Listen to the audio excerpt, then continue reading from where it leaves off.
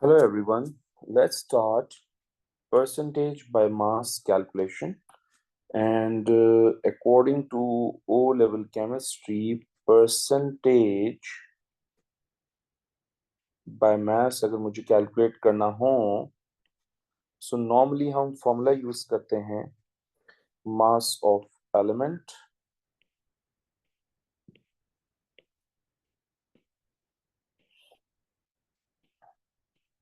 into number of atoms of that particular element divided by molecular mass of compound, that is MR of compound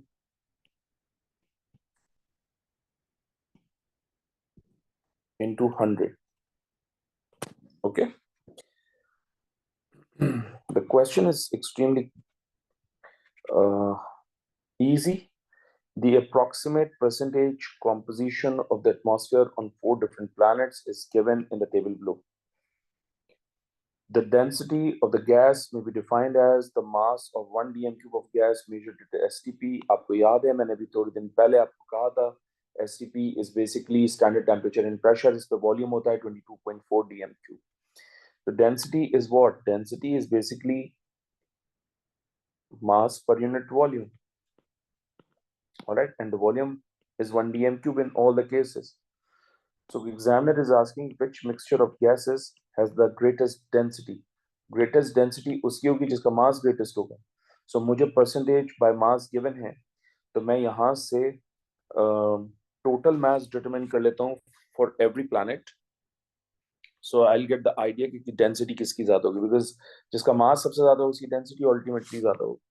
So let's talk about option A. इसमें कोई shortcut नहीं है, इसमें working आपको सबके लिए करनी पड़ेगी. So ऑप्शन ए के लिए है हमारे पास 89.8 multiplied by 2. 2 is the MR of hydrogen plus 10.2 and the AR of helium is 4. So यहाँ से आपके पास जो टोटल मास बनेगा वो है 220.4 gram. Okay, let's talk about B.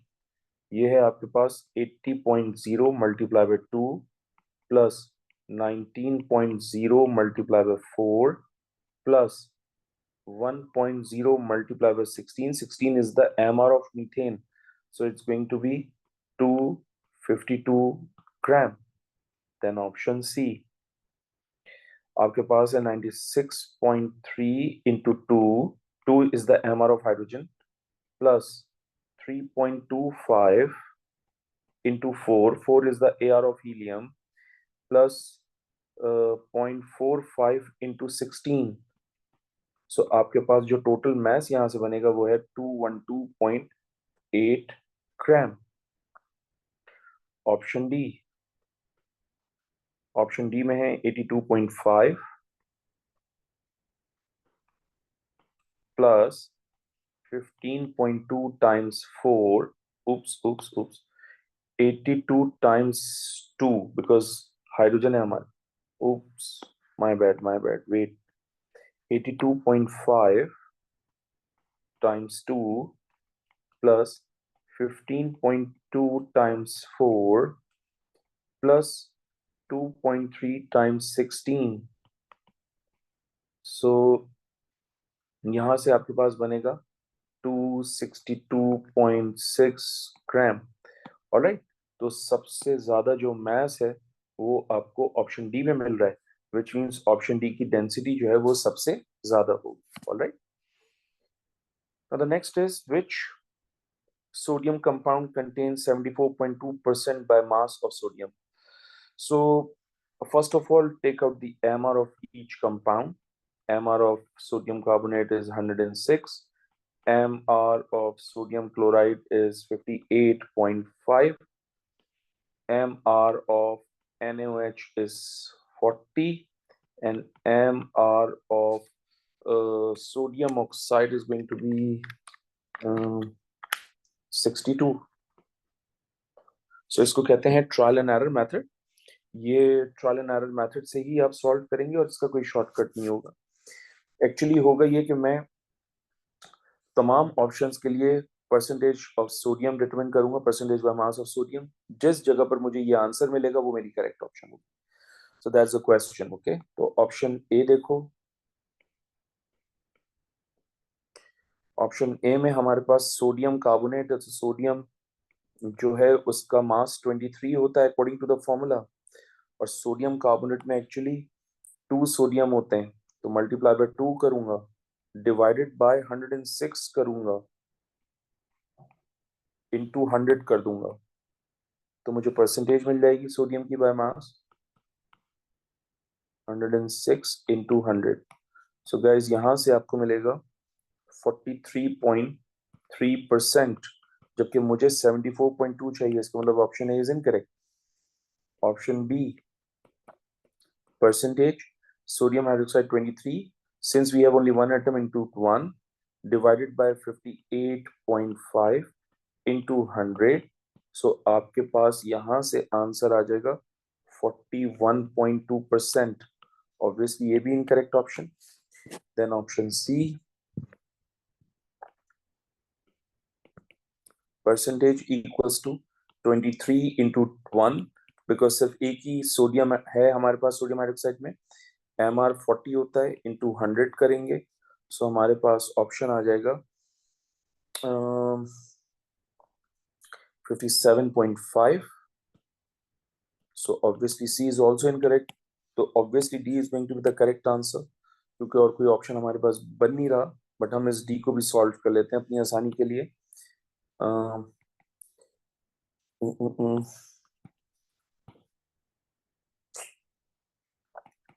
Percentage equals to sodium oxide में सोडियम टू एटम्स होते हैं, तो इंटू 2 करूंगा, MR 62 होता है, इंटू 100 करूंगा, सो मुझे यहाँ से कितना मिलेगा 74.2% मिलेगा। और यही वो 74.2% परसेंटेज डिमांड कर रहे थे कि आनी चाहिए, तो वो सिर्फ और सिर्फ ऑप्शन डी में आ रही है, which is why D is going to be the right answer. Okay, the next question is, a chemist took 2 dm cube of nitrogen gas measured under room condition, यानी RTP के ऊपर 2 dm cube nitrogen है, and reacted it with a large volume of hydrogen gas in order to produce ammonia. Only 15% of the nitrogen gas reacted to produce ammonia. What mass of ammonia was formed? Okay, so मुझे actually volume given है nitrogen gas का और room condition के ऊपर given है, तो इसका मतलब मैं सबसे पहले मोल्स फाइंड आउट कर सकता हूँ इसके। सो मेरा फर्स्ट स्टेप यहां से क्या होगा, मोल्स ऑफ नाइट्रोजन डिटरमिन करना। ये हो जाएगा 2.00 डिवाइडेड बाय 24 dm क्यूब, तो ये हो जाएगा 0.083 मोल्स। सही है। अब जाहिर सी बात है मुझे इन मोल्स का 15% फाइंड आउट करना है, ऑलराइट, क्योंकि 15% of the nitrogen gas react हुई थी। तो मैं सेकेंड स्टेप में 15% of nitrogen gas find out करना चाहता हूँ। तो जो मोल्स है मेरे पास 0.083, उसको मैं मल्टीप्लाई कर दूंगा 0.15 से, सो मेरे पास 15% आ जाएगा, तो ये हो जाएगा 0.0125 मोल्स। ओके, थर्ड स्टेप होगा कि नाइट्रोजन और हाइड्रोजन जब आपस में रिएक्शन करते हैं तो अमोनिया गैस फॉर्म होती है, और आप जानते हैं कि अकॉर्डिंग टू दिस इक्वेशन इसके 1 मोल हैं, इसके 2 मोल हैं। अगर आपने 0.0125 मोल्स फाइंड आउट किए थे, तो मोल्स ऑफ अमोनिया आपके पास हो जाएंगे 0.025। Now we need to find out the MR of mass of ammonia, not MR। So मैं सिंपल फॉर्मूला यूज करूंगा, mass of ammonia equals to moles of ammonia, which is 0.025, into MR of ammonia, which is 17, so मेरे पास यहाँ से mass कितना हो जाएगा 0.425 gram and that's exactly my answer. So 0.425 gram कहाँ पर है? ऑप्शन बी में है, which is why B is going to be the correct answer. Now in the next question, a copper ore contains 3% of copper carbonate by mass. Which mass of copper would be obtained from 1 ton of ore? Okay. तो आपके पास ओर है और उस ओर में copper carbonate है और 1 ton कह रहे हैं, ठीक है. तो मेरा फर्स्ट स्टेप यहाँ से क्या होगा? जाहिर सी बात है, ओर है और उस ओर में कॉपर कार्बोनेट है, तो मैं दोनों का रेशो ले लेता हूँ. मान लेते हैं कि आपके पास जो ओर है वो 100% था, यानी 100 ग्राम था, और उसमें 3% कॉपर था, राइट. तो 1 ton is always equals to 1000 kilogram. Okay, ये याद रखना. 1 टन इक्वल्स टू 1000 किलोग्राम. और मैं किलोग्राम इसलिए रहा हूँ क्योंकि मुझे ऑप्शन में किलोग्राम के बने. सो अगर मेरे पास 1000 किलोग्राम है और, तो बताइए कॉपर कितना होगा? तो कॉपर कार्बोनेट मेरे पास आ जाएगा 3000 divided by 100, so it's going to be 30 kilogram. ये मेरा फर्स्ट स्टेप हो गया. सेकंड स्टेप, वो मुझसे कह रहे हैं कि 1 टन ओर में मास ऑफ कॉपर डिटरमिन करो. तो मेरा सेकंड स्टेप होगा कि जो कॉपर कार्बोनेट है उसमें कॉपर कितना है ये देखते हैं. कॉपर कार्बोनेट का एमआर है 123.5 और कॉपर का एआर होता है 63.5. अभी आपने कॉपर कार्बोनेट का मास डिटरमिन किया 30 किलोग्राम. सो बताइए कॉपर का मास कितना हो जाएगा? That's called mass mass relationship. Okay, why percentage. तो ये हो जाएगा 15.42 kilogram and that's exactly my answer. तो 15.42 कहाँ लिखा है? ऑप्शन सी में लिखा है, which is why C is going to be the right answer. Okay, now the next question is,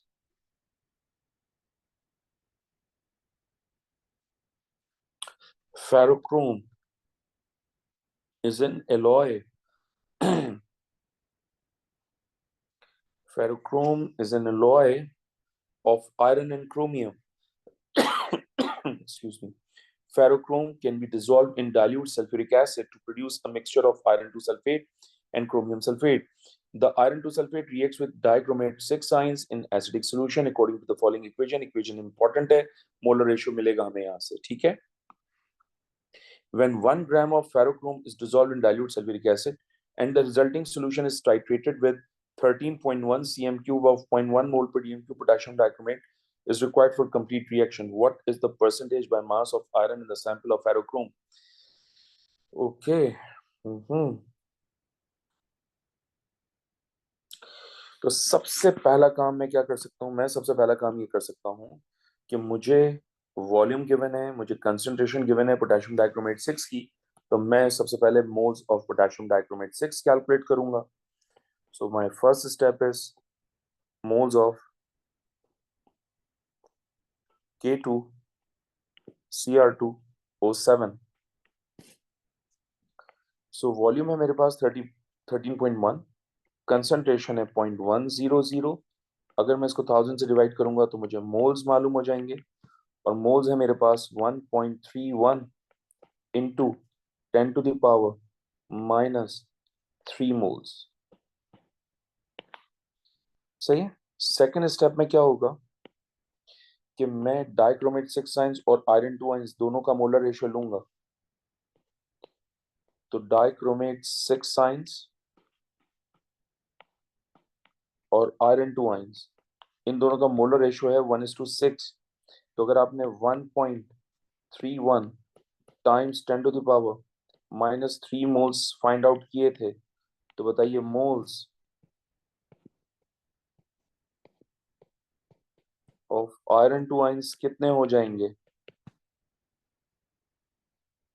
7.86 into 10 to the power -3 mole. Okay, तो moles of iron two ions आ गए मेरे पास. Now I need to find out the mass of iron.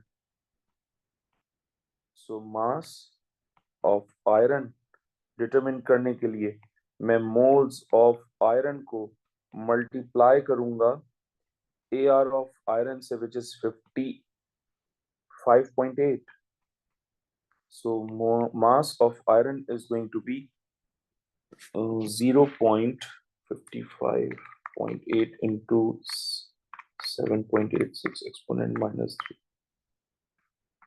So 4.4385. 0.4385 ग्राम. और मुझे percentage by mass कहा गया है, तो परसेंटेज बाय मास अगर मुझे डिटरमिन करना हो तो ऑब्वियसली जो मैंने मास कैलकुलेट किया है 0.4385 वो लूंगा. सैंपल का मास गिवन है 1 ग्राम, उससे डिवाइड करूंगा, इनटू 100 करूंगा तो परसेंटेज बाय मास आएगा. तो परसेंटेज बाय मास मेरे पास है 43.8%. तो 43.8% is basically D. D is going to be the right answer. All right.